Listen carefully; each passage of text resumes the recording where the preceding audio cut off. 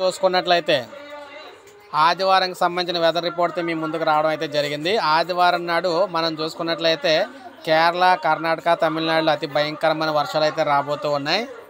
ఇక మనకి ఆంధ్రప్రదేశ్, తెలంగాణలో మనం చూసుకున్నట్లయితే ఆంధ్రప్రదేశ్లోని ఉత్తర కోస్తా జిల్లాలు మనకి చూసుకుంటే ఈస్ట్ గోదావరి వరకు కూడా వర్షాలు అయితే పడబోతున్నాయి అన్నమాట. కోస్తా తీర ప్రాంతాల్లోని, ఇక అనంతపురం జిల్లాలో కొన్ని ప్రాంతాల్లోని, అదేవిధంగా మనకి ప్రకాశం జిల్లాలో నల్లమల అడవుల్లోని ఇలా కొన్ని ప్రాంతాల్లో వర్షాలు రాబోతున్నాయి.